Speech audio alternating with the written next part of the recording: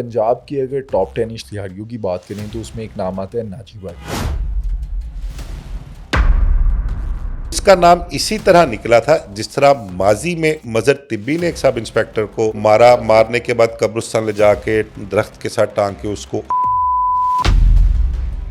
बोला सुनियारा, हुमायूं गुजर वगैरह, वहां तक इसकी गूंज जो है जाती है कि नाजी भट्ट ने लाहौर में ये काम किया। हुमायूं गुजर है, भोला सुनियारा है और नाची भट्ट है। टॉप पर कौन आते हैं?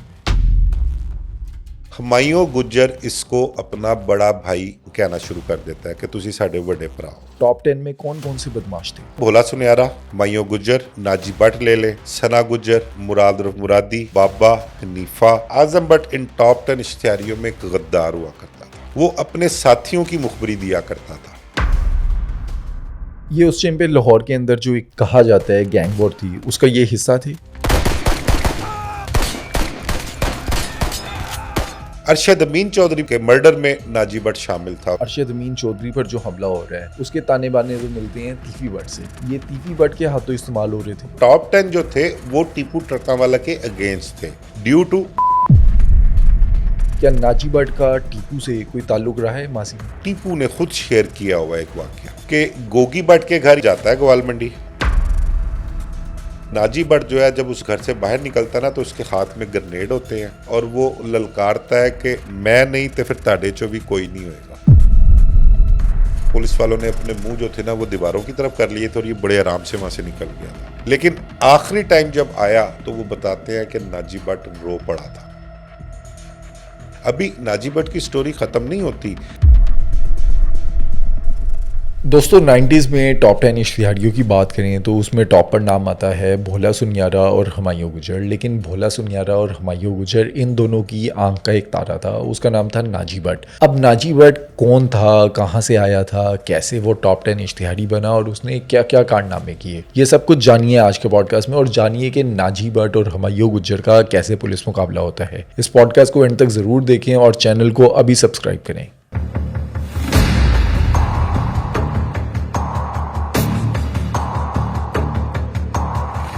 मिर्ज़ा साहब, पंजाब की अगर टॉप 10 इश्तिहारियों की बात करें तो उसमें एक नाम आता है नाजी भट्ट। अरशद अमीन चौधरी पर हमला हो, ताहिर प्रिंस पर हमला हो या टीपू ट्रकावाला पर हमला, इन तमाम मामलात में उसका नाम सामने आता है।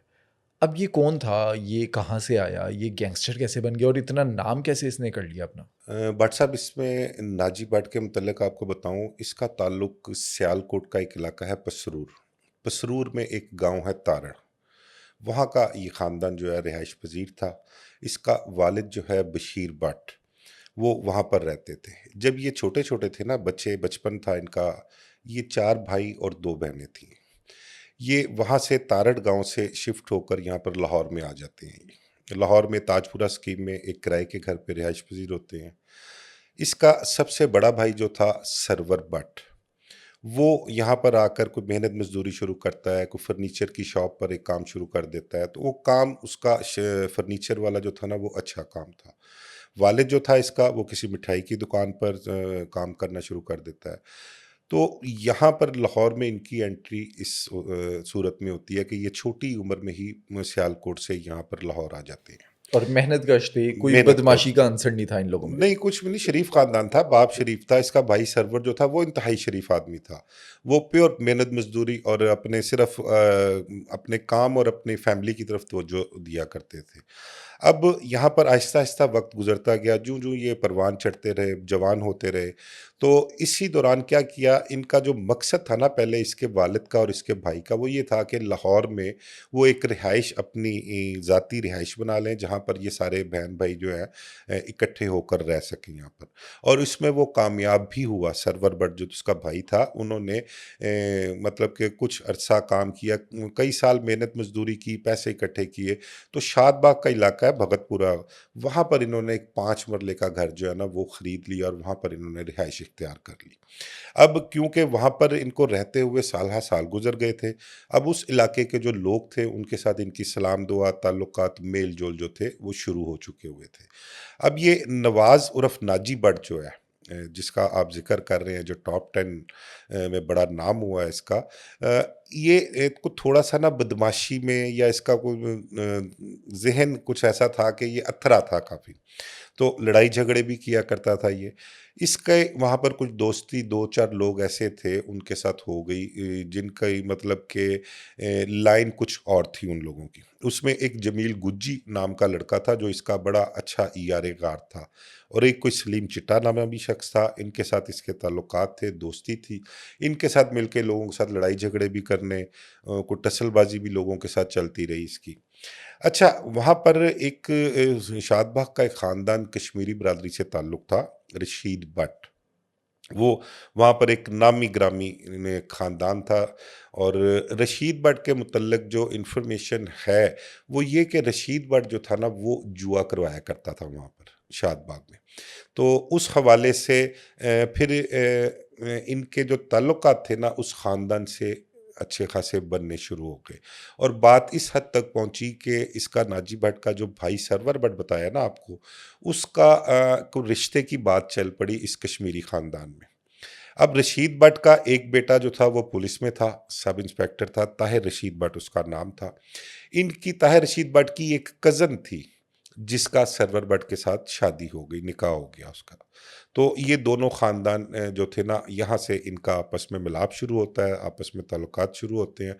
लेकिन जो अपना ये रशीद भट्ट का ख़ानदान था ना, मैंने बताया कि ये वहाँ पे एक नामवर ख़ानदान था जुए के हवाले से भी, फिर इसका बेटा पुलिस में था, तो इस हवाले से ये वहाँ पर बदमाशी भी किया करते थे, और इनका एक दबदबा भी था, असर भी था इनका वहाँ पर, और ये किसी को भी खाते में नहीं लेके आते थे। हालाँकि सरवर भट्ट उनका दामाद लगता था, जवाई था उनका, लेकिन वो ड्यू रिस्पेक्ट इस ख़ानदान को भी उस रिश्ते की वजह से नहीं मिला करती थी। ये मतलब उन्हें भी कि दबा के नहीं रखते, जैसे किसी को कोई गल नहीं देखी जाएगी, बे-आराम नाल, ये उनके साथ भी सलूक इस तरह से किया करते थे। अच्छा, इस टाइम तक नाजी भट्ट और सरवर भट्ट इनकी जो फैमिली है, उसके अंदर कोई बदमाशी वाला अंसर नहीं है? अभी तक ऐसी कोई बात है ही नहीं इसमें। मैंने बताया सिर्फ नाजी भट्ट के अंदर थोड़ा-सा था, और इसका अथरा एक था बस। अथरा था। इसका एक भाई है रियाज़ पहलवान नाजी भट्ट का। वो भी अपना कोई अथरा था, वो भी अपना वो जैसे एक बाबा हनीफ़ा किरदार थे ना, हनीफ़ा जो था वो जस्ट लाइक नाजी भट्ट था, और बाबा जो था वो जस्ट लाइक रियाज़ पहलवान था। ये 2 भाई इस घर में ख़ानदान में जो है ना, इनका नाम निकला है, और बदमाशी के हवाले से या कत्लो-गारतगरी के हवाले से ये 2 भाई जो थे इस ख़ानदान में इनका नाम हुआ है इस हवाले से। अब नाजी भट्ट का मैंने बताया ना कि लड़ाई-झगड़े छोटे-मोटे मोहल्ले में जो होते हैं वो चलते थे। अब इसका जो दोस्त था ना जमील गुज्जी, वो अपना गैम्बलिंग का शौक था उसको, वो जुआ भी खेला करता था, और वो जुआ खेलने के लिए जाता है रशीद भट्ट के जुए के अड्डे पर। वहाँ पर होता ये है कि वो जमील गुज्जी उस दौर में कुछ पैसे जीत जाता है उसके जुए पे, और वो पैसे उस दौर के हिसाब से तो बड़े, को 20-25 हज़ार रुपया इतनी क अमाउंट थी, उस दौर के हिसाब से बड़े हुआ करते थे वो। जब ये पैसे जीतता है तो इसको जीत की रकम जो है ना वो रशीद भट्ट से नहीं मिलती। अब वो जमील गुज्जी को ये होता है कि यार मेरे पैसे, हम जब हारते हैं तो पैसे दे के आते हैं, और जब हम जीत गए हैं तो हमें पैसे पैसे नहीं नहीं दे दे रहे। रहे, बदमाशी लगा रहे हैं ये। तो वो बड़े हाथ-पाँव मारता है। अब वो जमील गुज्जी भी जो था वो नाजी भट्ट के ही ज़ेन का था, वो वहाँ पर लड़ाई झगड़े इस किस्म के मामलात गली मोहल्ले में जिस तरह होते हैं, वो इस तरह से किया करता था। अब उसको इस चीज़ का बड़ा रंज था, वो उसको ये भी था कि यार हमने, हमारे साथ नौ की है इसने रशीद भट्ट ने। वो क्या करता है, नाजी भट्ट के साथ ज़िक्र करता है इस मामले का, कहता है यार रशीद भट्ट मेरे पैसे नहीं दे रहा, मैं जुए 'ਚ पैसे जित्ते आ उत्थे, ते तेरे भरा दी ससुराल ही गई ओ, ते अपने भरा नाल गल करके मैनूं पैसे लैके दे। अच्छा, नाजी भट्ट बात करता है अपने भाई से, सरवर से। अब इनको सबको पता होता है कि उनका कारोबार क्या है, क्या काम करते हैं, ये सब जानते हैं। तो वो सरवर भट्ट से जब बात करता है ना, तो सरवर भट्ट उसको, नाजी भट्ट को मना कर देता है कि यार इस काम में ना पड़ो, मैंने उनको नहीं कहना, ना मेरे उनके साथ ऐसे मामलात हैं, और ना उन्होंने पैसे देने हैं। उनकी फितरत जो है उसने नाजी भट्ट को बताई। खैर वो कुछ दिन सब्र किया, लेकिन उसके बाद फिर नाजी भट्ट ने खुद राब्ता किया उनसे, रशीद भट्ट वगैरह से, लेकिन उन्होंने उसको झटक दिया। यानी कि दूसरे लफ्ज़ों में कह लें कि शट अप कॉल दे दी उसको। वो खैर अपने भाई की वजह से, अजीज़दारी की वजह से वो खामोश हो गया, उसने कुछ ऐसा नहीं किया। उसको जमील गुज्जी को भी समझाया कि यार कुछ सब्र कर, इंतज़ार कर, कोई वक़्त आएगा ते फिर देख लवांगे। इस तरह से मामला चलते रहे। तो नाजी भट्ट के मामला जो थे लड़ाई झगड़े के हवाले से, इसने आहिस्ता आहिस्ता अपने पर पुर्जे निकालने शुरू कर दिए हुए थे इस दौरान। अच्छा, कोई कत्ल वगैरह या अ, किसी को मारा था, अब तक हमला किया था कत्ल नहीं, किसी कोई पर? लड़ाई झगड़े हो गए, एक आधी कोई फायरिंग शायरिंग भी की थी। फिर उसके बाद आगे थोड़ा आगे चल के ना एक इससे कत्ल भी हो जाता है, इस पर 302 की एफआईआर भी हो जाती है, उसमें ये गिरफ्तार भी हो जाता है, जेल भी जाता है, और फिर उसके बाद जमानत पर बाहर भी आ जाता है कुछ अरसे के बाद। अच्छा, मीनवाइल होता क्या है कि इनका सबसे छोटा भाई होता है एक तारा भट्ट, ठीक है। वो तारे भट्ट का एक दोस्त, उनका कोई मकान का इशू होता है, उस मकान पे रशीद भट्ट वगैरह ने कोई कब्जा किया होता है। तो उस हवाले से फिर वही कहानी दोबारा दोहराई जाती है जमील गुज्जी वाली। तारा भट्ट नाजी भट्ट से बात करता है, नाजी भट्ट और तारा भट्ट दोनों मिलके फिर अपने भाई सरवर भट्ट से बात करते हैं कि भाई ना मामला है, तो मेरे भरा दा दोस्त का घर है, तो इन्होंने कब्जा किया है, इनू मैटर नू सॉल्व करवा दो बैठ के किसी तरीके दे नाल। तो वो सरवर भट्ट उनके कहने पे कुछ हल्की फुल्की उनसे बात भी करता है, लेकिन वो मैंने बताया ना कि ये रशीद भट्ट खानदान जो है, वो ताहिर रशीद भट्ट जो उसका बेटा सब इंस्पेक्टर है, उसकी वजह से बदमाशी भी किया करते थे वो, और किसी को खातर में नहीं लेके आते थे, घास नहीं किसी डालते थे। खाते में लेके नहीं आते थे। तो इन्होंने उसको भी ना शटअप कॉल दे दी, उनको ताड़ा काम नहीं गा, अपने काम ना काम रखो, ये साढ़े मामला ने असी जानिए तो जानिए। अब वो तारा जो था ना, वो अपने दोस्त की वजह से, उसका क्लोज फ्रेंड था, फैमिली फ्रेंड था, उसकी वजह से बहुत टची था इस मामले में। उसने नाजी से कई मरतबा जिक्र भी किया। फिर उसने अपने तौर पे कि यार चलो मेरे भाई की अजीज़दारी है, बड़े हैं, मैं उनको बुज़ुर्गों की तौर पे लेके कि मैं उनसे रिक्वेस्ट कर लूँ कि इस मामले को देख लें, किसी तरफ लगा दें इस मामले को। उसने उनसे राब्ता करना शुरू कर दिया तारे भट्ट ने। अच्छा, तारा भट्ट जो था वो शरीफ आदमी था। शरीफ आदमी था, मतलब कि तारे भट्ट ने तो कुछ भी नहीं किया हुआ था, ना इसमें बदमाशी में कोई काम था, लेकिन वो अपने देखे ना गली मोहल्लों में जो दोस्तियां होती हैं ना, वो कुछ अलग ही किस्म की होती हैं। तो उसमें सब दोस्त जो एक ग्रुप होता है, मतलब कि मैं हूँ, मेरा अलग ग्रुप है, मेरे छोटे भाई होंगे उनके अलग ग्रुप, तो वो अपने तौर पर जो कोई शरारतें कर लें या कोई दो नंबरियां कर लें, वो सब करते थे अपनी जगह पर, और हर जगह पर इसी तरह से होता है। वो एक एज ऐसी होती है, उस एज में आप ये सारा कुछ करते हैं।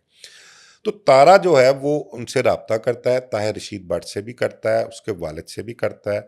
तो ये मामला ना खिचड़ी पकनी शुरू हो जाती है। अब उसमें जब वो किसी अपना लीगल पोजीशन में आते हैं ना, जिनके घर पे कब्जा हुआ था, वो कानूनी कार्रवाई करने के हवाले से कुछ सोचते हैं कि हम ये करेंगे। उनको जब मैसेज कन्वे किया जाता है इस हवाले से, तो वो भी थोड़ा कॉन्शियस हो जाते हैं, उनका ये कल को खराबी करेगा, ठीक है। अब बीच में असल एक्चुअल हालात किसी को भी नहीं पता कि इसके नाजी भट्ट के भाई तारे भट्ट के साथ हालात हुए क्या हैं। बातें जो बाहर बाद में आती रही हैं वो ये आती रही हैं कि तारा भट्ट ताहिर रशीद भट्ट वगैरह के पास जाता है उस मकान के सिलसिले में, उसके हल के लिए कि किसी तरफ उसका हल निकल आए, ये मामला किसी तरफ लग जाए। लेकिन उसके बाद तारा भट्ट जो होता है ना, वो अचानक गायब हो जाता है। वो वो घर नहीं आता अपने, उसकी तलाश करते हैं, सारे ढूंढते हैं, और सब यही कहते हैं कि भाई ये ताहिर रशीद भट्ट के पास गया था। वो जो उसका दोस्त जिनका मकान का इशू था ना, वो बताते हैं कि ताहिर रशीद भट्ट के पास इस काम के लिए वो गया था। तो उसके बाद का उसका पता नहीं। वो उनसे ताहिर रशीद भट्ट वगैरह से भी बात करते हैं, फैमिली में, ख़ानदान में पंचायतें भी लगती हैं कि तारे का कुछ नहीं पता। वो लाइल्मी का इज़हार करते हैं, वो कहते हैं हमें तो नहीं पता तारा किधर गया। अच्छा, फिर पुलिस से भी रब्ता किया जाता है। काफ़ी टाइम गुजरता है इस दौरान कि तारे भट्ट का कुछ पता नहीं लग रहा कि तारा भट्ट गया कहाँ है। असल कहानी क्या सामने आती असल है? कहानी फिर बाद में जो बात निकलती है ना, इन्होंने ताहिर रशीद भट्ट वगैरह ने किसी जगह पर बैठ के कहा कि उन्होंने कितने लबना जे उन तो भट्टी सुट देता है असी कि उसको भट्टी में जला दिया हमने, तो उसकी तो हड्डियां भी नहीं मिलनी, उसका तो पता। इस किस्म की बातें निकलना शुरू हो गई। अब जब बातें निकलना शुरू हो गई तो इसकी वजह से, और वो जमील गुज्जी वाले मामला थे, उसके अलावा फैमिली में कुछ मामला ऐसे हुए इनके कि इनकी आपस में ना टसल शुरू हो गई, एक दूसरे के खिलाफ इन्होंने दिल में रंजिश रखनी शुरू कर दी। अब लोगों ने एक दूसरे के कानों में बातें डालना शुरू कर दी। अब यही बात कि तारा भट्ट भट्टी च जला देता जे, साड़ देता है उन्होंने, ये बातें जब इस खानदान की तरफ पहुंचती हैं तो ये उसको सीरियस तो नहीं लेते, ये सोच नहीं सकते थे कि किसी इस इतनी सी बात की वजह से हमारे भाई को जो है वो भट्टी में जला दिया जाएगा। ये इनका वहमो गुमान में भी ये बात नहीं थी इनके। अब खैर आपस में मीटिंग्स होती रहीं, पंचायतें होती रहीं, ये पूछते रहे तारे भट्ट का। फिर एक टाइम ऐसा भी आया, लोग जो उस दौर के हैं वो बताते हैं कि फिर ताहिर रशीद भट्ट ने ओपनली कहना शुरू कर दिया कि आहो जी जो करना कर लवो साडा, ਅਸੀਂ ਤੁਹਾਡਾ ਭਰਾ ਜਿਹੜਾ ਹੈ ਉਹ ਪੱਟੀ ਸਾੜ ਦਿੱਤਾ जी, ਉਹਨੇ ऑन नहीं कर जे लिया। लगना। वो ऑन भी करते थे इस चीज़ को। ये मामला आहिस्ता आहिस्ता सामने आते रहे। अच्छा, ये इस सूरत में भी मानने को तैयार नहीं थे कि ये काम उन्होंने कर दिया। उनका शायद मुखालफत में, रंजिश में जो है, ये हमें कह लो कि इश्तियाल दिला रहे हैं या हमें अपना नीचा दिखाने के लिए कह रहे हैं। तो इस किस्म की इनकी सोच हुआ करती थी। पुलिस से भी राब्ता किया, पुलिस ने भी बड़ी कोशिश की, तारे भट्ट का कुछ पता ही नहीं लग सका। फिर मैंने आपको बताया ना, मीनवाइल नाजी भट्ट पे एक कत्ल की एफआईआर भी हो गई। इसका नाम आहिस्ता आहिस्ता वहाँ पर निकलना शुरू हो गया बदमाशी की लाइन में। अब उसके बाद होता ये है कि इसकी जो वालदा है ना नाजी भट्ट की, अब तारा भट्ट घर में छोटा भाई था, सबका लाडला था। अब इसकी वालदा को रह रह के ना उसकी तारे की याद आया करती थी। घर में जब भी बैठना, उसकी माँ ने रोना आंसुओं से, अपने बेटों को कहना कि मेरा पुत्र पता नहीं कित्थे गया, जो उन्होंने मार दिता है तो उनको वो सानू ओदी लाश ही दे देवे, दस देवे कित्थे गया, सानू सुकून ते आ जाएगा, सबर आ जाएगा सानू। इस किस्म की गुफ्तगू एक सेंटिमेंटल जो है ना घर में शुरू हो जाती थी। अब वालदा को रोता देखकर उसकी गुफ्तगू सुन के नाजी भट्ट को आता था इश्तियाल। अब मीनवाइल नाजी भट्ट ने पर पुर्जे अपने अच्छे खासे निकाल लिए थे। एक करैक्टर हमने पॉडकास्ट किया था, खालिद चिट्टा, आपको याद होगा, उजरती शूटर्स, कातिल। उजरती कातिल था, शूटर्स का कमांडर जाना जाता था लाहौर शहर में वो। अब इसका किसी ना किसी तरीके से नाजी भट्ट का उससे खालिद चिट्टे के साथ राब्ता हो जाता है, ताल्लुक बन जाता है, अच्छी इनकी दोस्ती हो जाती है उसके साथ। तो अब नाजी भट्ट का जो जहन होता है ना, वो अब किसी को भी खातिर में लाता ही नहीं। वो कहता है ठीक है, जब अपनी लड़ाई हमने आप लड़नी है, खुद सारा कुछ करना है, तो फिर मैं इन लोगों को क्या समझता हूँ। अब वो इसके जो रशीद भट्ट का बेटा होता है ना, ताहिर रशीद भट्ट सब इंस्पेक्टर, वो इसके पीछे होता है, वो इसके ताक़ुब में होता है। वो इस चीज़ को पहले तो नाजी भट्ट अपने इस चीज़ की तसल्ली करता है, मेंटली अपने आप को प्रिपेयर करता है कि मेरे भाई को वाकई इन्होंने भट्टी में जला के मार दिया है। अब जब उसको श्योर हो जाता है ना इस चीज़ का, फिर वो जहन बना लेता है, या वो कह लें कि अपना एक बदमाशी की लाइन में कहते हैं ना कि ताहिर रशीद भट्ट दे मुतल्लक फैसला कर लिया है और नक्शा खींच लिया है, सोच लिया कि हम करना की है। वो नाजी भट्ट ज़हनी तौर पर तैयार होता है कि मैंने अब अपने भाई के कत्ल का बदला लेना है इनसे। अब ताहिर रशीद भट्ट जो है वो पुलिस अफसर था, सब इंस्पेक्टर था, उस पर हाथ डालना आसान काम नहीं था। तो नाजी भट्ट अपने दीगर इश्तिहारी साथियों के साथ इसके पीछे होता है और इसको सुल्तानपुरा का इलाका है लाहौर मिस्री शाह में, वहाँ पर जाकर एक होटल पर जो है ना वो इसको ताहिर रशीद भट्ट को जाकर मिलता है और इससे बातचीत भी करता है। फिर इसको एक दफ़ा फिर अपने भाई के मतलब कहता है कि जे तून मार दिता है, कितने दब दिता है, सानू दस दे, सानू लाश दे दे, मेरी मां नू सबर नहीं आ रहा। ये गुफ्तगू कहते हैं कि उसकी ताहिर रशीद भट्ट की वहाँ उसके साथ हुई है। तो वो ताहिर रशीद भट्ट उसको वैसे ही ले रहा था जिस तरह से पहले उसने माजी में लिया था। उसको इस चीज़ का अंदाज़ा ही नहीं था कि नवाज नाजी जो उनके सामने अपने भाई की वजह से हमारी इज्जत किया करता था या हमारे सामने बोलता नहीं था, अब वो नाजी भट्ट नहीं रहा। वो उसने इसके मुतल्लिक नक्शा खींच लिया हुआ है। वहाँ पर उसने ताहिर रशीद भट्ट ने नाजी भट्ट को फिर बेइज्जत करने की कोशिश की। उसको उसने अपनी उसी बदमाशी टोन में उससे गुफ्तगू की। जब वो गुफ्तगू करता है तो फिर नाजी भट्ट उसको कहता चल भाई सीधा हो जाऊँ, और फिर वो क्लाशन का ब्रस्ट मारता है उसको वहाँ पर। वहीं पर ताहिर रशीद भट्ट और इसके दो साथी जो होते हैं वो मौके पर ऑन द स्पॉट उनकी डेथ हो जाती है। फिर उसके बाद नाजी भट्ट का नाम वहाँ से निकलता है सही मायनों में। फिर टॉप 10 जो है उस दौर के बोला सुनियारा, हुमायूं गुजर वगैरह, वहाँ तक इसकी गूंज जो है जाती है कि नाजी भट्ट ने लाहौर में ये काम किया। और इसका नाम इसी तरह निकला था जिस तरह माजी में मजर तिब्बी ने एक सब इंस्पेक्टर को मारा, मारने के बाद कब्रिस्तान ले जाके दरख्त के साथ टांग के उसको आग लगा दी थी। इसी तरह नाजी भट्ट का नाम निकलता है इस वाक़े के बाद जो उसने सब इंस्पेक्टर को मर्डर किया उसने। अच्छा, पुलिस पीछे नहीं आती, पुलिस वाले को मारा, सब इंस्पेक्टर का कत्ल कर दिया। पुलिस वाले तो छोड़ते ही नहीं है अगर उनके साथियों को कोई इस तरह से मारते। अब असल में इसमें होता ये है कि देखें, अगर तो कोई पुलिस वाला जो है ना वो अपनी ड्यूटी के दौरान या किसी रेड के दौरान किसी इश्तिहारी के पीछे जाता है ना, तो उसकी सपोर्ट उस हिसाब से होती है, महकमा सपोर्ट उस हिसाब से करता है। अब ताहिर रशीद भट्ट के मुतल्लिक पिछले काफ़ी अरसे से चल रहा था कि उसने इनका भाई भट्टी में जला के मार दिया। रेपुटेशन भी अच्छी नहीं थी। रेपुटेशन अच्छी नहीं थी, फिर वो जुए के मामला जो थे, फिर इलाके में बदमाशी, इसकी रेपुटेशन अफसरान के सामने ठीक नहीं थी। तो इसलिए उस हिसाब से पुलिस जो थी वो नाजी भट्ट के पीछे नहीं थी। ऐसा नहीं कि पुलिस पीछे नहीं थी, पुलिस पीछे ज़रूर थी। जहाँ कहीं भी इंफॉर्मेशन मिली है उन्हें नाजी भट्ट के हवाले से, पुलिस ने रेड भी किया है और कोशिश भी की है कि उसको गिरफ्तार किया जाए। लेकिन पर्सनल नहीं बनाया। पर्सनल इसलिए नहीं लिया कि उनके मामलात कुछ और थे, आपस में दुश्मनी एक हो गई, फिर उसकी रेपुटेशन ले लें आप सब इंस्पेक्टर की, उस ख़ानदान की रेपुटेशन ले लें, उसकी वजह से जो है पुलिस उस तरह से इसके पीछे नहीं थी। लेकिन वाक़या क्योंकि बड़ा था, महकमा पुलिस के लिए चैलेंज भी था कि उनका एक सब इंस्पेक्टर ख्वाह जो भी उसकी रिप्यूट थी, एक मर्डर तो हुआ है ना, पुलिस सर्विस में तो था, पुलिस इस हवाले से तो उसको ऑन करती थी उसको। तो अब पुलिस नाजी भट्ट को ढूंढ रही थी। अब मैंने आपको बताया ना, खालिद चिट्टा के साथ इसका मामला नाजी भट्ट के बहुत अच्छे हो गए थे और एक दो और भी इश्तिहारी थे, उनके साथ भी ये अटैच हो गया हुआ था, ताल्लुकात इसने बना लिए थे। अब इस वाक़े के बाद खालिद चिट्टा जो है, इसको नाजी भट्ट को लेके सियालकोट चला जाता है। सियालकोट किसके पास जाते हैं ये? हुमायूं गुज्जर के पास। हुमायूं गुज्जर भोला सुनैरा का राइट हैंड था, बड़ा नाम था हुमायूं गुज्जर का उस दौर में। अब वहाँ पर ले जाकर खालिद चिट्टा जो है इसका तारुफ कराता है कि ये नाजी भट्ट है और लाहौर में ये काम डाल के आया है। अब वो इसको बड़ा वार्मली वेलकम करते हैं, पनाह में ले हुमायूं लेते हैं अपनी। अपनी पनाह में ले लेते हैं। और वहाँ पर एक दो तीन मुलाकातें जब उससे हुमायूं गुज्जर से होती हैं, वहाँ पर ये रहता है, हुमायूं गुज्जर इसको अपना बड़ा भाई कहना शुरू कर देता है कि तुसी साडे बड़े भरा हो, तुसी बड़े भाई हो साडे, मतलब कि नाजी भट्ट को इतनी इज्जत देता है। इस्तेमाल अब करते हैं।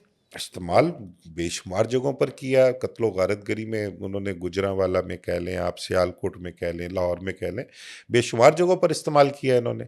अच्छा, अब इन्होंने कहा कि जी हमारे पास जो महफूज पनाहगाह है ना, मीनवाइल इस दौरान भोला सुनैरा जमरोद में अपना एक डेरा बना चुका हुआ था।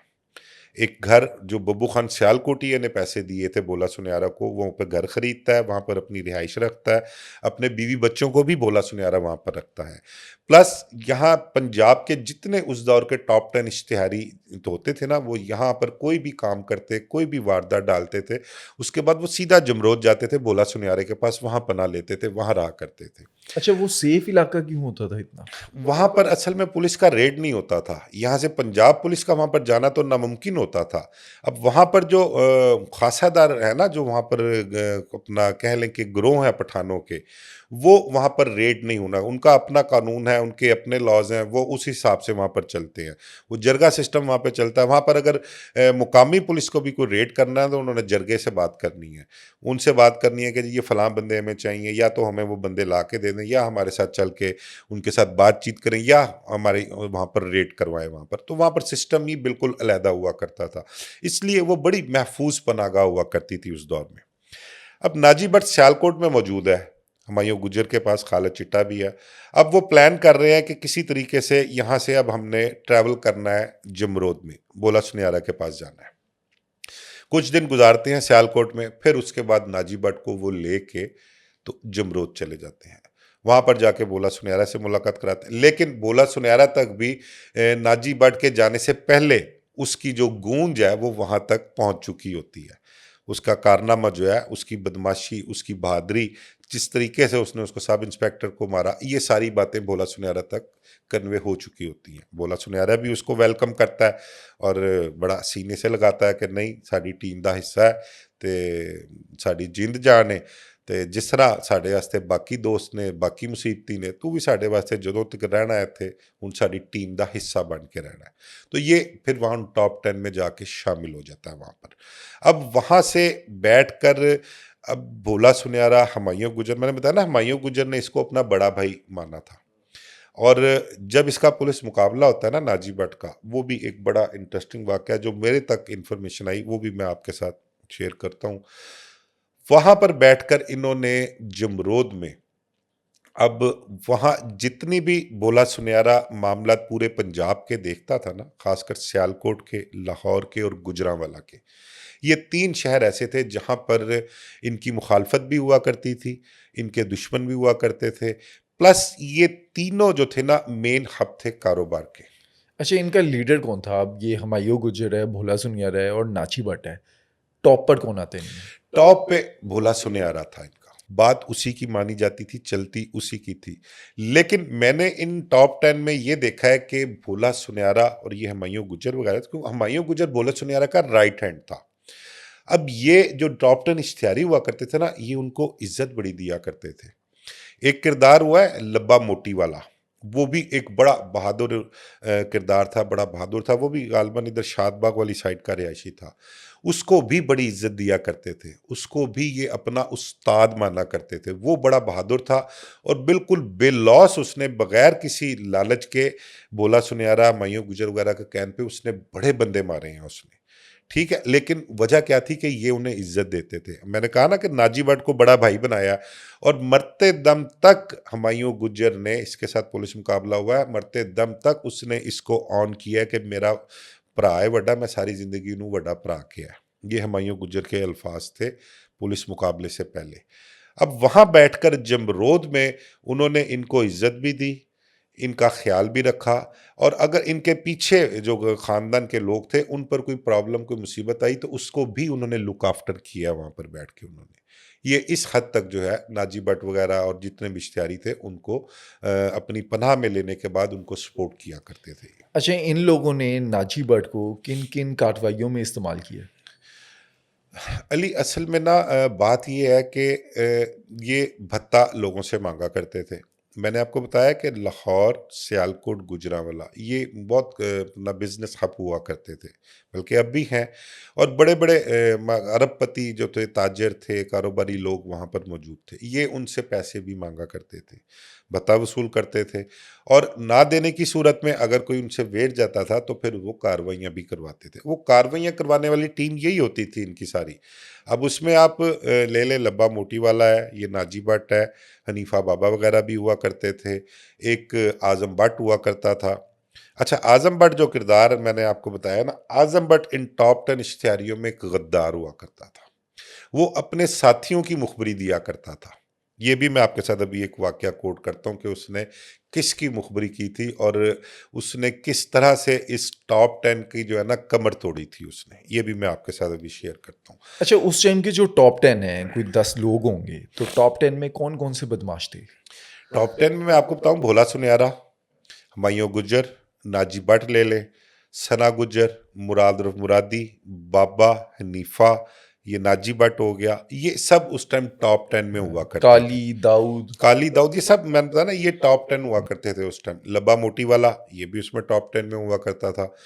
तो इन्होंने करना क्या होता था कि भोले सुनहरे ने अगर उजरत पे कोई कत्ल करवाना है, किसी से कोई दुश्मनदारी में बंदे मरवाने हैं, किसी से डील की है, तो वो वहां से जमरोद से सिलेक्ट किया करता था कि ये लोग जाके फलां जगह पर फलां बंदे का जो है इन्होंने काम लगाना है। ये उस टाइम पे लाहौर के अंदर जो एक कहा जाता है गैंग वॉर थी, उसका ये हिस्सा थे? आपने स्टार्ट में कहा कि ताहिर प्रिंस और टीपू पर अटैक में नाजी भट्ट के हवाले से। अच्छा, मेरी जो इन्फॉर्मेशन है ना कि ताहिर प्रिंस पर जो ईद मिलादुन नबी पे अटैक हुआ था उसमें नाजी भट्ट शामिल नहीं था। टीपू ट्रकावाला पर जितने अटैक हुए उनमें भी नाजी भट्ट शामिल नहीं था। अरशद अमीन चौधरी पर मर्डर में नाजी भट्ट शामिल था, उसके अटैक में, उसमें वो शामिल था वहां पर। तो हम बात कर रहे थे कि ये टीम वहां से जमरोद से भेजा करता था बोला सुनहरा, वो सिलेक्ट किया करता था कि ये लोग जो हैं जाएंगे और जाकर फला काम को पाए तकमील तक पहुंचाकर वापस आएंगे। अभी जो आपने वाक़यात बताएँ कि ताहिर प्रिंस पर जो हमला हुआ उसमें ये नहीं था, टीपू ट्रका वाले पर जो हमले हुए उसके अंदर ये नहीं था। इसका मतलब अरशद अमीन चौधरी पर जो हमला हो रहा है, उसके ताने-बाने तो मिलते हैं तीफ़ी भट्ट से। ये तीफ़ी भट्ट के हाथों इस्तेमाल हो रहे थे। अली देखें, तीफी भट्ट पर एफआईआर दर्ज हुई थी अरशद अमीन चौधरी के कत्ल की, और जब अरशद अमीन चौधरी, आरिफ चौधरी और अपना 2 लोग और उसके साथ मर्डर होते हैं, तो ये निकले थे मियाँ अरशद के घर से। इकबाल टाउन में। वहाँ पर तीफी भट्ट की और अरशद अमीन चौधरी की मुलाकात हुई थी वहाँ पर। उस मुलाकात से फारिग होकर जब ये अरशद अमीन निकलता है तो उसके घर के सामने एक गली जाती है गंदे नाले की तरफ, वहाँ पर इस पर अटैक होता है अरशद अमीन पर और ये मारा जाता है। और इसके अटैक में उस दौर के टॉप 10 मेन जो थे ना, बाबा कह लें, निफा कह लें, नाजी कह लें, मुराद, सना या काली, ये मतलब कि ये टीम सारी इकट्ठी थी और इन्होंने अटैक किया था उस पर, इन्होंने उसको मारा था। अब एफआईआर दर्ज होती है तीफी भट्ट के खिलाफ, ठीक है, कि तीफी भट्ट प्लस इश्तिहारी नामालूम जो थे, गोगी भट्ट पे दर्ज हुई। फिर एक अपना उस दौर में एक जमील भट्टी था, अपना एक एमपीए रशीद भट्टी का भाई, वकील है गालबन शायद वो, उसके खिलाफ भी दर्ज हुई। अब अरशद अमीन के कत्ल के बाद जो जितने भी उस अरशद अमीन के साथ बैठने वाले दोस्त हैं ना, उन्होंने अपने जो मुखालफ थे ना, उनका नाम अरशद अमीन की एफआईआर में दे दिया। अब एफआईआर जब दर्ज होती है, एफआईआर पढ़ के लोग जो थे, पुलिस अफसर भी, हम लोग भी कहते थे कि ये तो इन्होंने सारे वकूए का ही बेड़ा गर्क कर दिया, ये एफआईआर कंसिडर ही नहीं करेगी आगे जाकर। और वही हुआ कि तीफी भट्ट जो मेन कल्प्रिट था अरशद अमीन के मर्डर का, वो भी सारे बरी हो जाते हैं, उसमें एक एक करके सारे बरी होते हैं। और अरशद अमीन के कत्ल का, वो पंजाबी में कहना, टका मुल नहीं पिया, तो वो उसका बिल्कुल भी कुछ अपना कह लो कि नमक भी नहीं आया उसकी एफआईआर का। अच्छा, हनीफा बाबा ने हमला किया था बिल्ला ट्रका वाले पर, तो क्या बिल्ला ट्रका वाले पर हमले में उस टाइम पे नाजी भट्ट साथ था? नहीं, मैंने आपको बताया कि जो बिल्ला ट्रक्का वाला पर अटैक हुआ था ना, वो होता है जाके 94 में। तब तक तो नाजी भट्ट जो था वो इस दौड़ में शामिल नहीं था तब तक, ठीक है। नाजी भट्ट आता है बाद में, उसका किरदार जो है वो बाद में सामने आता है। और उसके बाद उन्होंने, मैंने आपको बताया कि गुजरांवाला में, सियालकोट में, लाहौर में उन्होंने बड़े लोगों को मारा है। और बेशुमार ऐसे भी वाक़यात हैं जिनकी एफआईआर जो है वो नामालूम है। उनको ये भी नहीं पता कि हमारे प्यारे को किसने मारा है और इन इश्तिहारियों में कौन-कौन शामिल है। उनको अभी तक स्टिल नहीं पता इस चीज़ का कि ये मामला जो है किस तरह से हुए हैं। अच्छा, टीपू ट्रका वाले पर इल्ज़ाम लगता है कि वो इश्तिहारियों को पनाह देता था या उनकी सरपरस्ती भी करता था, ये इल्ज़ाम लगता है। क्या नाजी भट्ट का टीपू से कोई ताल्लुक़ रहा है माज़ी में? असल में बताया ना कि नाजी भट्ट चला गया भोला सुनियारा वाला ग्रुप में, टॉप 10 के ग्रुप में चला गया। अब वो टॉप 10 जो थे वो टीपू ट्रकावाला के अगेंस्ट थे, ड्यू टू बाबा हनीफा, क्योंकि बाबा हनीफा बिल्ला ट्रकावाला के कत्ल में थे। उसकी वजह से नाजी भट्ट जो था वो था टीपू की एंटी पार्टी में ही, ठीक है। ठीक है, टीपू के साथ उसके ताल्लुकात कभी भी नहीं रहे। अब एक ग्रुप जब उसने ज्वाइन कर लिया, उनके पास पनाह ले ली नाजी भट्ट ने, टॉप 10 के पास, भोला सुनियारा वाले के पास, तो फिर उसके बाद कोई जवाज नहीं है कि टीपू के साथ कोई ताल्लुक किया जाए। अच्छा, मैंने आपको ये बताया कि आजम भट्ट एक किरदार रहा है, ठीक है, आजम भट्ट भी उस टाइम टॉप 10 इश्तिहारियों में शामिल हुआ करता था, इसकी भी बड़ी बड़ी कार्रवाइयाँ थी। अब ये जो था, जो टॉप 10 के मेन बंदे थे ना, उनके जो मुखालफीन हुआ करते थे, आजम भट्ट उनके पेरोल पर हुआ करता था। एक वाकया जो मैं आपको बताऊं कि मेरे से टीपू ने खुद शेयर किया हुआ एक वाकया, कि गोगी भट्ट के घर ये आजम भट्ट जाता है ग्वाल मंडी, वहाँ पर बैठ के गपशप लगा रहे होते हैं। तो उस दौर में मोबाइल फ़ोन बहुत कम हुआ करते थे, तो पीटीसीएल फ़ोन जो थे वो ज़्यादातर इस्तेमाल होते थे। इसने, आज़म भट्ट ने गोगी भट्ट के घर से पीटीसीएल फ़ोन से टीपू को कॉल की और कॉल करके कहता, भलवान असीं इत्थे बैठे हाँ, ते मैं ए बंदे असीं इत्थे मौजूद हाँ, ते मैं ते एक होता था मनाजर अली शाह, वो भी अपना क्रिमिनल हुआ करता था, सांदे का रिहायशी था। कहता मैं ते मनाजर हुण इत्थों निकलन लगे हैं, जे तू रेड करवानी है तो रेड करवा दे। मतलब कि इस किस्म के वो काम, इस किस्म की शरारतें वो किया करता था आजम भट्ट जो था।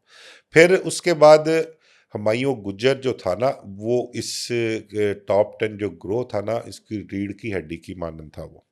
मेन प्लेयर जो था वो बोला सुनियारा का हुमायूं गुज्जर था, और हुमायूं गुज्जर की दहशत बहुत थी पूरे पंजाब में। पंजाब क्या, बल्कि पंजाब से बाहर भी इसकी दहशत थी, क्योंकि इन्होंने काम बहुत बड़े बड़े किए हुए थे। हुमायूं गुज्जर और इसके जो दीगर साथी थे ना, ये इन्होंने लाहौर में जो मफरूरी काटी है ना, एक वकील हुआ करता था सईद, उसके घर में इन्होंने मफरूरी बहुत काटी है। वो गालबन बलालगंज वाली साइड पर कहीं उसकी रिहाइश थी, वहां पर ये उसके घर पे मफरूरी काटा करते थे।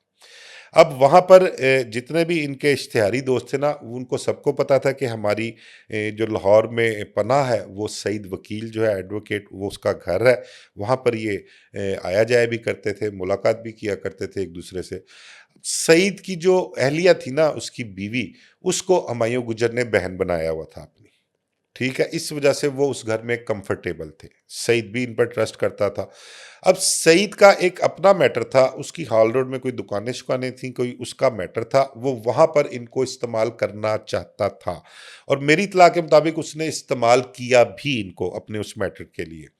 तो हर किसी का अपना अपना मकसद होता है। अब वो उस दौर में इतने टॉप के जो इश्तिहारी, जो उनको पूरी पंजाब की पुलिस ढूंढ रही हो, उनको अपने घर पे रखना, वो बगैर किसी मकसद के, बगैर किसी लालच के तो हो नहीं सकता। तो वो उसका सईद वकील का ये एक कह लें कि मोटिव था उसका, उसकी ये मकसद था, मफाद था उसका। आजम भट्ट सईद के घर जाता है हुमायूं गुज्जर को मिलने के लिए। वहाँ पर जाकर बैठक में बैठता है वो आजम भट्ट, और गपशप कर रहे होते हैं। तो हुमायूं गुजर कहता है कि मैंने ना कहीं जाना है, तो मैं ज़रा तैयार हो लूँ, मैं नहा लूँ। अब आजम भट्ट, मैंने आपको बताया ना कि शुरू से ही इसका कह लें कि उसने किसी को स्पेयर ही नहीं किया, किसी को माफ़ी नहीं की, दगा देता था। दगा देता था। अगर आपने उसको यहाँ पर अपने कमरे में बिठा के छोड़ के आप बाहर गए हो ना, तो उसने देखना कि यहाँ कोई काम की चीज़ है, कोई चीज़ है, तो उसने वो उठा के जेब में डाल लेनी है। वो इस किस्म का भी किरदार रहा है वो। तो अब जब वो नहाने के लिए जाता है ना, तो उसके हुमायूं के ना कपड़े टंगे होते हैं वहां पर। उसकी शर्ट की या कोट की कोई जेब होती है मेरा ख्याल, वो उसमें से ना देखता है कि उसको ना कोई नजर आता है कि कोई टिकट है एयरलाइन की किसी की। वो टिकट निकाल के देखता है, तो वो PIA की टिकट होती है। वो खैर वो देखता है, पढ़ता है टिकट कौन सी एयरलाइन है और सीट नंबर, ये वो एक आध मिनट में, 2 मिनट में ना वो सारा को पढ़ के तो टिकट वापस जेब में रख देता है वो। अच्छा। सेम डे हुमायूं की जो थी वो फ्लाइट थी PIA की, गालबन दुबई जा रहा था शायद वो। तो दुबई की उसकी फ्लाइट थी, तो वो सारा कुछ देख लेता है।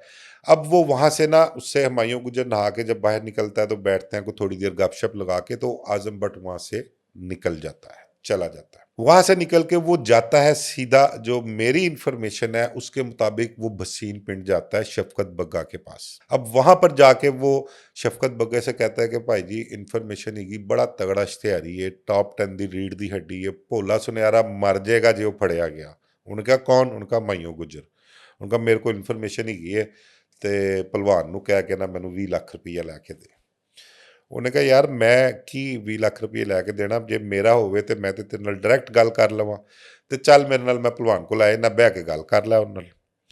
अब वो कहता है कि भलवान के पास वो चले जाते हैं, भलवान के साथ बैठ के सारी बात होती है। अब वो 20 लाख से मरते मरते गिरते गिरते वो कहाँ आ गया होगा, उसकी मेंटेलिटी, उसकी लालच कह लें, या जो भी आप उसके मुतल्लिक कह सकते हैं, 1,60,000 रुपये में वो तय करता है कि जी मैं इंफॉर्मेशन देता हूँ आपको। कहाँ 20 लाख और कहाँ 1,60,000। देखे ना, 1,60,000 रुपये में वो तय कर लेता है कि मैं आपको इंफॉर्मेशन देता हूँ। वो उसको 1,60,000 रुपये देते हैं। वो इंफॉर्मेशन देता है कि ये इतने बजे की फ़्लाइट है, ये सीट नंबर है उसका, और आज उसने दुबई जाना है। वो इंफॉर्मेशन जब तक पहुंचती है पुलिस तक, तब तक टाइम काफ़ी गुजर चुका होता है। अब वो फ्लाइट का टाइम जो है बिल्कुल करीब आ गया। पुलिस को इन्फॉर्मेशन दी, पुलिस अहमद खान चद्दड़ हुआ करते थे SPCIA, उनको इन्फॉर्मेशन मिलती है। उन्होंने फिर मसूद वो अजीज साहब चौधरी को भेजा। मसूद अजीज DSP हुआ करते थे, उनको इन्फॉर्मेशन दी उन्होंने। अब ये यहाँ से भागते हैं सारे एयरपोर्ट की तरफ। अब जब तक ये एयरपोर्ट पहुंचते हैं, बीच में राब्ते भी करते हैं वहाँ पहुंचते हैं तो पता लगता है कि बोर्डिंग क्लोज, और जहाज़ जो है वो, जो मेरी इत्तला है वो ये कि जहाज़ जो है वो फ्लाई करने के बिल्कुल कह लें कि एंड पे था, कि या फ्लाई करने वाला था या रनवे पे उसने चलना शुरू कर दिया उसने, ये मेरी जो इत्तला है। अब इन्होंने कहा कि बड़ी कोशिश की वहाँ पर कि जी कि इसको रोका जाए किसी तरीके से, उनका जो अब तो नहीं रुक सकती फ्लाइट। फिर वहाँ पर जो एक ड्रामेटिकल अपना सिचुएशन बनती है ना, ये कंट्रोल रूम में जाके कहते हैं कि जहाज़ में दहशतगर्द है, और वो इसको अगवा भी कर सकते हैं, और कोई नुकसान भी हो सकता है, बिल्कुल। बॉम्ब भी हो सकता है हाँ, उसमें, हाईजैक कर सकते हैं। हाईजैक कर सकते हैं। तो अब वो जब ये इतला जाती है, तो वो फिर उसको वापस फ्लाइट को जो है वो लेके आते हैं वहाँ पे। उसके बाद जब वापस फ्लाइट आती है तो चौधरी मसूद अजीज़ जो है वो अपने साथी अफसरान के साथ जाते हैं और जाके जो सीट नंबर होती है वहाँ जाके सीधा उसके पास हुमायूं गुज्जर के पास जाते हैं और कहते हैं हुमायूं गुज्जर किसी दूसरे नाम से ट्रैवल कर रहा था, तो उसका कुछ हुलिया जो गेटअप जो था वो भी उसको बताया होता है कि क्लीन शेव की हुई है उसने, और कपड़े शपड़े भी मेरा ख्याल जो आजम भट्ट देख के आया था कि जो उसने तैयार किया हुआ था वाइट कलर का, कहते हैं कि पैंट कोट उसने वहाँ पर रखा हुआ था पहनने के लिए, तो प्रॉबेबली कि शायद उसने वही कपड़े पहने हुए। खैर वो हुलिये से जाते हैं, उसको पकड़ते हैं और पकड़ के उसको साथ ले आते हैं। अच्छा, वहाँ पर ये सिचुएशन भी बनती है कि 2 लोगों को पकड़ते हैं, लेकर आते हैं और फिर कन्फ्यूजन होती है कि असल में हुमायूं गुज्जर कौन है। वो कॉल करते हैं चौधरी मसूद अज़ीज़ साहब और जो मुखबरी कर रहा होता है वो बताता है कि गले में एक चेन होगी, उस चेन से ये पहचाने जाते हैं। वो चेन का तो उसने, मैंने बताया ना हाँ। कि उसने जो निशानियां बताई थी, कहते हैं गोल्ड की उसने चेन पहनी होगी, मोटी सी चेन होती। बल्कि हमें उस वक्त ये भी पता लगा था कि शायद उसके साथ एक कोई लड़की भी ट्रैवल कर रही है, लेकिन वो बाद में पता लगा कि नहीं, लड़की कोई नहीं थी, वो हुमायूं गुज्जर अकेला ही ट्रैवल कर रहा था। गेटअप उसने अपना चेंज किया हुआ था, चेन पहनी हुई थी। फिर वो कॉल करके पूछते हैं और वो जब पता लगता है कि चेन उसने पहनी हुई है, फिर वो उसको हुमायूं को लेके आ जाते हैं किला गुजर सिंह सीआईए, जो अपना लाहौर में हेडक्वार्टर है इन्वेस्टिगेशन का, वहाँ पर ले आते हैं।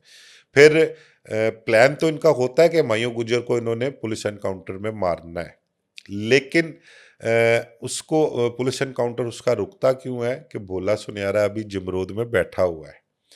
और इसकी जब गिरफ्तारी की खबर भोला सुनियारा को जाती है, तो जो हमारी इतला है ना, जो हमारे सोर्सेज ने उस वक्त बताया, तो भोला सुनियारा ने उस वक्त के अफसरान को वहाँ से जमरोद से बैठ के कॉल की थी और उसने कहा था, उनको ये थ्रेट किया था कि मैं जानता हूँ कि तुम्हारे बच्चे, तुम्हारे पोते पोतियाँ कहाँ पढ़ते हैं। ठीक है, हुमायूं गुजर गिरफ्तार कर लिया, उसका केस ट्रायल करो, कोर्ट में पेश करो, जेल भिजवाओ, चालान करो उसको, लेकिन पुलिस इनकाउंटर का उसका सोचना नहीं। ये थ्रेट पुलिस अफसरान को आई थी।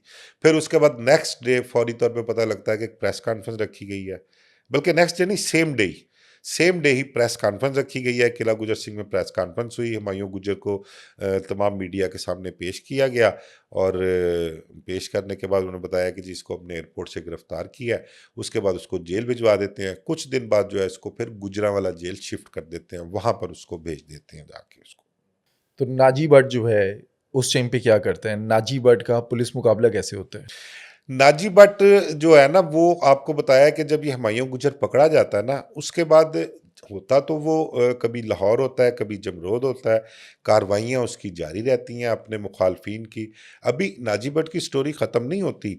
अभी नाजी भट्ट जो है, जो उसका ताहिर रशीद भट्ट के फैमिली के बाकी लोग हैं, उनके पीछे भी होता है। अच्छा, मीनवाइल एक वहाँ पर शादबाग में बड़ी एक बरादरी है, महरों की बरादरी, महर हैं शादबाग के।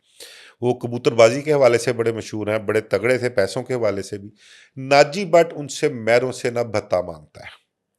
अब वो महर जो थे वो भी तगड़े थे, वो भत्ता देने से इनकार कर देते हैं और नाजी भट्ट के साथ उनकी जो है ना टसल शुरू हो जाती है। नाजी भट्ट कोशिश में होता है कि महरों पे भी कोई अटैक किया जाए।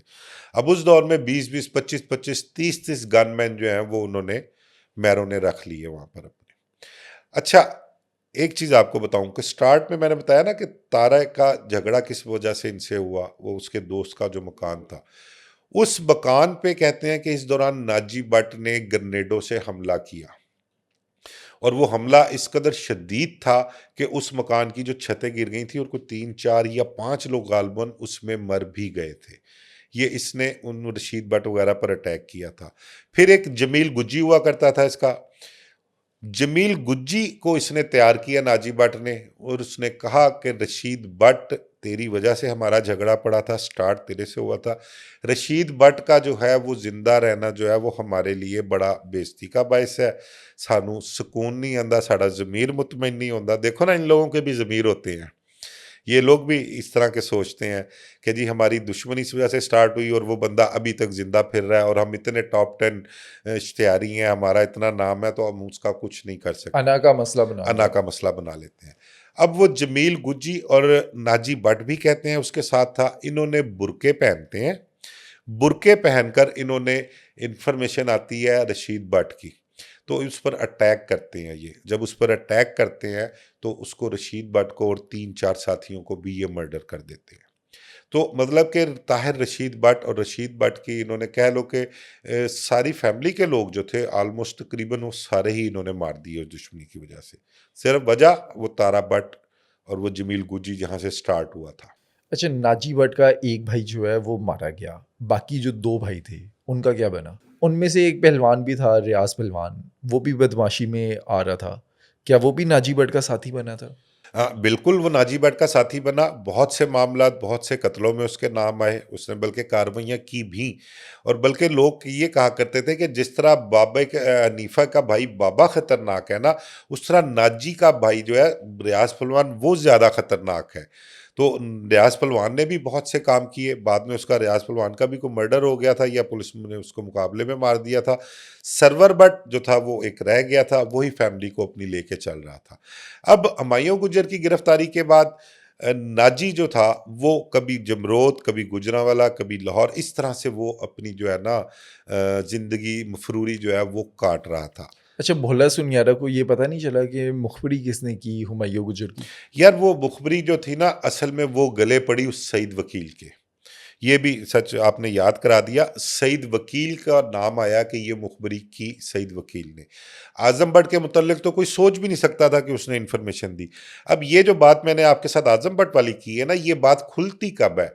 ये बात खुलती उस वक्त है जब आजम भट्ट सियालकोट में गिरफ्तार हो जाता है। उससे जब तफ्तीश होती है, वो तफ्तीश के दौरान फिर ये इंकशाफ करता है कि हुमायूं गुज्जर की मुखबरी मैंने इस तरह से दी थी। शफकत बग्गे के पास गया, शफकत बग्गा मुझे पलवान के पास लेके गया, उससे 1,60,000 रुपये में मेरी डील हुई, और ये सब सारा कुछ वो बताता है सियालकोट में इंटेरोगेशन के दौरान। अच्छा, इससे पहले क्योंकि वो रहा सईद वकील के घर से निकला था हुमायूं गुजर, उसके पास ही रहा करते थे। अब वो मुखबरी खाते पड़ गई सईद वकील के। अब भोले सुनयारे ने क्या किया, सईद वकील को और उसके भाई को, एक बलालगंज में और दूसरा आउटफॉल रोड पे गालबन, दोनों को सेम टाइम उसने कत्ल करवाया, दोनों भाइयों को वहां पर उसने बोला। और वो सिर्फ उस पर क्या इल्जाम ये था कि हुमायूं गुजर की मुखबरी इन्होंने की है। तो आजम भट्ट के गुनाह का जो था कफारा वो उन दोनों भाइयों को अपनी जान देने करना पड़ा। अब नाजी भट्ट जो था वो मफरूर था। नाजी भट्ट की जो गिरफ्तारी होती है वो जो हमारे ज़राए का कहना है, जो पुलिस अफसरान का कहना है कि ये गुजरांवाला वजीराबाद वाली साइड पर ये वहाँ पर मफरूरी काट रहा था, और ये किसी दुकान पर कोई चीज़ लेने जाता है तो वहाँ पर दुकानदार से इसका झगड़ा हो जाता है। झगड़ा किस बात पे होता है कि दुकानदार कहता है कि ये नोट जो आप दे रहे हो ये जाली नोट है। अब इस चीज पे उनकी बहस शुरू हो जाती है। ये कहता है कि नहीं असली नोट है, वो कहता है। अब नाजी भट्ट, तो नाजी भट्ट के अंदर जो एक बदमाश है वो तो अपना वहां पर उसने अपना आप दिखाना है ना, इनका वहां पे झगड़ा शुरू हो जाता है, लड़ाई शुरू हो जाती है। मीन वाइल वहां पर पुलिस आ जाती है। अब नाजी भट्ट का किसी को नहीं पता कि ये नाजी भट्ट है, ये अपनी शनाख्त छुपा के रखता है। अब वो मैटर चला जाता है थाने, पुलिस नाजी भट्ट को थाने लेके चली जाती है। वहां पर बैठकर जब गुफ्तगू होती है, बातें होती हैं या तफ्तीश होती है, नाजी भट्ट से पूछते हैं इसका अगला पिछला कहाँ का रहने वाला है क्या, तो वहां पर कहते हैं कोई पुलिस मुलाजम होता है वो किसी ना किसी तरीके से ना इसको शनाख्त कर लेता है कि ये नाजी भट्ट है, और फिर इसकी गिरफ्तारी भी वहीं पर डाली जाती है और वहां से इसको गुजरांवाला जेल भिजवा दिया जाता है। हुमायूं गुजर ऑलरेडी गुजरांवाला जेल में मौजूद है, अब नाजी भी वहां पर चला गया। अब जब ये दोनों वहां पर इकट्ठे हो गए तो इन्होंने जेल में अपना एक अलग ही माहौल बना लिया हुआ था। गुजरांवाला जेल में उस दौर में हुमायूं गुजर को जेल का अंदाता कहते थे। मतलब कि उसने जेल में इस कदर अपना नाम और अपना मुकाम बनाया हुआ था कि जेल के कैदी सब उसको अंदाता समझते थे। जेल में कई मर्तबा कोशिश की गई। अच्छा, इसके बाद ना आपको हमारे इस पुलिस एनकाउंटर जो नाजी भट्ट का और हुमायूं गुजर का जो हुआ है ना, उसकी मेन वजह आपको बताऊं कि इनको मुकाबले में मारा क्यों। इसी दौरान जो लाहौर का एक बड़ा तगड़ा ग्रुप कह लें, बड़ी तगड़ी पार्टी, वो कामयाब हो जाती है जमरोद में ऑपरेशन करवाने में। फ्रंटियर कांस्टेबलरी के जरिए या खासादारों को मैनेज करके वो भोला सुनियारा के अगेंस्ट वहां पर अपना जमरोद में ऑपरेशन करवाते हैं। उस ऑपरेशन में भोला सुनियारा मर जाता है। ये हुमायूं गुजर की गिरफ्तारी के बाद की बात है, जब उसको गुजरांवाला जेल ट्रांसफर किया जाता है। अब भोला सुनहरा जब मर जाता है ना, तो फिर अब प्लान किया जाता है कि अब हुमायूं गुजर को जेल से निकलवा कर पुलिस एनकाउंटर उसका करवाया जाए। अच्छा, इस टाइम तक हनीफा बाबा जो हैं, वो ज़िंदा हैं, वो अपनी कार्रवाइयाँ कर रहे हैं या उनका पुलिस मुकाबला हो चुका है? हनीफा बाबा अभी मौजूद हैं इसमें, अभी उनका जो है ना नक्शा नहीं खींचा गया, अभी वो मौजूद हैं।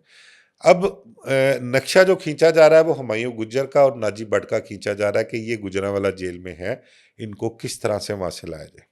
अच्छा, इस दौरान जो ये अरसा गुजरा ना टॉप 10 का, एक बड़ा मशहूर मारूफ किरदार टॉप 10 के हवाले से कह लें, नवीद सईद इंस्पेक्टर हुआ करता था। नवीद गुज्जर, नवीद पहलवान के नाम से वो मशहूर था।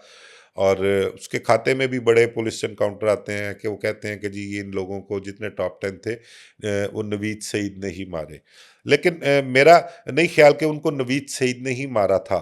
नवीद सईद को कहीं ना कहीं उनके लिए इस्तेमाल ज़रूर किया गया है, लेकिन जो आज भी ऑन रिकॉर्ड FIR दर्ज हैं उनमें जो इस्तगासे लिखे गए हैं वो किसी और की तरफ से लिखे गए हैं। वो SHO बदामी बाग कह लें, राना फारूक हुआ करते थे, या कोट अब्दुल मालिक में जो एक अपना नाजी का और इसका हुमायूं का हुआ था, वो इस्तगासे किसी और की तरफ से है। लेकिन वो आज तक जो है वो तारीख में या खाते में वो नवीद सईद के ही पड़े हुए हैं कि नवीद सईद ने उन्हें मारा है।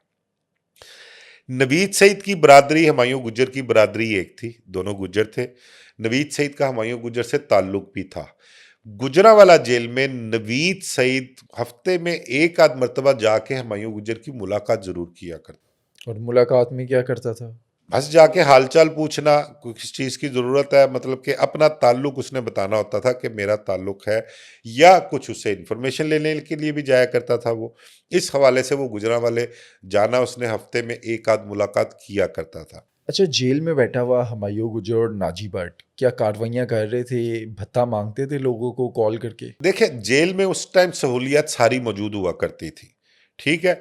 उस टाइम इनको जेल से बैठ के किसी से भत्ता मांगने की ज़रूरत नहीं थी, क्योंकि इनका जो रिंग लीडर था, या कह लें इनका जो बाप था भोला सुनहरा, वो बाहर मौजूद था उस वक्त। इन पर जब बुरा टाइम आता है वो भोला सुनहरे की मौत के बाद आता है। अब मैंने आपको बताया ना कि जेल में जो इनका माहौल था वो बहुत ही तगड़ा माहौल था। कैदी इन पर जान छिड़कते थे अपनी जेल के अंदर। नवीद सईद वीकली एक मुलाकात किया करता था। फिर नवीद सईद के साथ एक मरतबा जिस दिन इनका पुलिस मुकाबला होता है ना, उससे एक हफ्ता पहले नवीद सईद जब मुलाकात पे जाता है, तो एक अपना MPA रह चुके हैं आजकल, गालबन वो शायद किसी ओहदे पर भी हैं, चौधरी शहबाज, वो भी नवीद सईद के साथ जाते हैं और हुमायूं गुज्जर से वहां पर मुलाकात भी करते हैं। ठीक है, वो आ जाते हैं। अब इस दौरान को 3-4 मरतबा अटेम्प्ट की गई कि हुमायूं गुज्जर को और नाजी भट्ट को गुजरांवाला जेल से निकलवा के लाया जाए। जब भी पुलिस वाले गए हैं उन्होंने कोशिश किया, वहां पर कैदियों ने हंगामा शुरू कर दिया, और उस हंगामे की वजह से जो जेल वालों ने था उनको भेजने से इनकार कर दिया। फिर उसके बाद होता यह है कि यूज किया जाता है नवीद सईद को। नवीद सईद का क्योंकि उसके साथ ताल्लुक था, अब उसको इस्तेमाल किया जाता है नवीद सईद को। नवीद सईद जाता है उसकी मुलाकात पे, साथ पुलिस और भी लेके जाता है, और हुमायूं गुज्जर को इतला की जाती है कि तेरी मुलाकात आई है। अब वो पूछता है कौन है मुलाकात पे, उनका इंस्पेक्टर नवीद सईद आया है। अब नवीद सईद से क्योंकि मुलाकात रहती थी तो उसको खतरा कोई नहीं था, उसने कहा कि रूटीन में जैसे मुलाकात के लिए आया है। नवीद सईद मैनेज हो चुका हुआ था इस दौरान। हुमायूं गुज्जर मुलाकात के लिए आता है, उसके साथ नाजी भट्ट भी मुलाकात में आ जाता है। अब जब वो ड्योढ़ी में आते हैं ना गुजरांवाला जेल की, तो गाड़ी पहले ही ड्योढ़ी में मौजूद होती है। जैसे ही वो ड्योढ़ी में आते हैं तो इन दोनों को उठा के फटाफट गाड़ी में डालते हैं और जेल से निकल के बाहर निकल जाते हैं। कैदियों को अंदाजा ही नहीं था, उनको पता ही नहीं लगा कि ये हुआ क्या है। वो तो बाद में पता लगता है कि भाई इन दोनों को जो है वो जेल से ले गए हैं। अब जेल से जब बाहर निकलते हैं तो बाहर उस वक्त इंस्पेक्टर करामत भट्टी हुआ करता था, उसके हैंडओवर करते हैं, वो लेके इनको लाहौर की तरफ रवाना हो जाते हैं। अब लाहौर में जब लेके आ रहे होते हैं तो कोट अब्दुल मालिक के पास एक कोई गालबन नूरपुर नहर है वहां पर कोई, उसके पास जाकर वो गाड़ी रोकते हैं और उनको कहते हैं कि भाई अब तुम्हारा टाइम जो है वो पूरा हो गया है, कलमा पढ़ना कलमा पढ़ो, या जो भी कुछ पूछते हैं उनसे, आखिरी ख्वाहिश क्या, जो भी आखिरी गुफ्तगू होती है। तो बताने वाले जो उस पुलिस मुकाबले में शामिल थे ना, वो ये कहते हैं कि नाजी भट्ट जो था, जिसका इतना नाम था, इतना खौफ था, इतनी दहशत थी, लोगों को मारते हुए कभी उसके हाथ नहीं कांपे। एक मर्तबा तो बल्कि ये बताऊं कि नवीद सईद के हवाले से ये आपको बताऊं कि मिस्री शाह में एक इतला मिलती है कि किसी घर में ये मौजूद है, नाजी भट्ट और इसके एक साथी था। तो वहाँ पर नवीद सईद बड़ी पुलिस की उस टाइम के ना बड़े तगड़े तगड़े थानेदार हुआ करते थे, उनको साथ लेकर रेड करता है और उस मकान को घेरे में ले लेता है। और नाजी भट्ट जो है जब उस घर से बाहर निकलता है ना, तो उसके हाथ में ग्रेनेड होते हैं और ग्रेनेड की पिनें उसके उंगलियां जो पिनों पे होती हैं, और वो ललकारता है कि मैं नहीं तो फिर ताड़े चो भी कोई नहीं होएगा। अब मेरे को ग्रेनेड ने, और बड़े बड़े तगड़े पुलिस अफसर जो पुलिस एनकाउंटर्स के वाले से जिनके बड़े नाम हुआ करते थे, आप यकीन करें, बताने वाले बताते हैं कि पुलिस वालों ने अपने मुंह जो थे ना वो दीवारों की तरफ कर लिए थे और ये बड़े आराम से वहां से निकल गया था। इतना जिदार अपने उसमें दौर में। लेकिन आखिरी टाइम जब आया तो वो बताते हैं कि नाजी भट्ट रो पड़ा था, कि ना मारो। ना मारो। ठीक है। अब जब उसने हुमायूं गुज्जर ने ये देखा ना, तो हुमायूं गुज्जर के मुतल्लक कहते हैं कि उसने इंस्पेक्टर करामत भट्टी को कहा कि भट्टी साहब, ਅਸੀਂ ਸਾਰੀ ਜ਼ਿੰਦਗੀ ਇਹਨੂੰ ਵੱਡਾ ਭਰਾ ਕਿਹਾ ਤੇ ਮੈਂ ਇਹਨੂੰ ਆਪਣੀ ਅੱਖਾਂ ਦੇ ਸਾਹਮਣੇ ਮਰਦਾ ਨਹੀਂ ਵੇਖ ਸਕਦਾ। मेरे ਤੇ किसान करो, पहला बरस तुसी मैनू मारो, ਇਹਨੂੰ ਤੁਸੀਂ बाद ਵਿੱਚ मार लेना। ये उसके हुमायूं गुज्जर के अल्फाज थे। फिर उसके बाद हमें यहाँ लाहौर में जब क्राइम रिपोर्टिंग जब करते थे, इतला मिली कि जी पुलिस इनकाउंटर हुआ है और ऐसे ऐसे उनकी इतला थी, उनको जेल से लाया जा रहा था, तो रास्ते में उनका मुकाबला हुआ, नाजी साथी भट्ट और छुड़वाने आ गए थे। हुमायूं गुज्जर जो है वो दोनों पुलिस मुकाबले में मारे गए। तो ये था वो इख्तिताम, नाजी भट्ट जो एक टॉप 10 का किरदार था, जो कत्लो गारतगरी में जिसका बड़ा नाम था, उसने कभी भी उसके हाथ नहीं कांपे, कितने लोगों को मारा। उसने अपने भाई का कत्ल का बदला लेने के लिए एक ख़ानदान की नस्ल जो है वो पूरी ख़त्म कर दी, भत्ता लोगों से वसूल किया। मतलब कि बेशुमार काम और बेशुमार ऐसे मुकदमात जो हैं जो आज तक ब्लाइंड हैं, जो इन लोगों ने किए थे। तो ये किरदार हैं टॉप 10 के जो आपके साथ शेयर किए। लेकिन एंड में ना मैं आपको इसके वाले से बताऊंगा कि इस किस्म के किरदार जो हम डिस्कस करते हैं ना, उसका मकसद कतन ये नहीं होता कि हम उनको प्रमोट कर रहे हैं। उसका मकसद ये होता है कि हमारी जो नौजवान नस्ल है ना, या पब्लिक जो है, जो लोग हैं, उनको इनके मुतल्लिक अवेयरनेस दी जाए कि ये लोग जो हैं, इनकी जुराइम की जो ज़िंदगी है ना, उसकी बड़ी मुख्तसर सी जो है वो अपना उसका टाइम होता है। मैंने अपनी लाइफ में जितने भी जुराइम पेशा लोग देखे हैं ना, मैंने हार्डली उनकी लाइफ जो है ना वो 5 साल से ज़्यादा नहीं देखी। और उनकी लाइफ जो होती है वो भी छुपते हुए गुजारते हैं, वो खुल के सामने नहीं आ सकते, आज़ादी से घूम नहीं सकते, जितने मर्जी भरे पहलवान हो।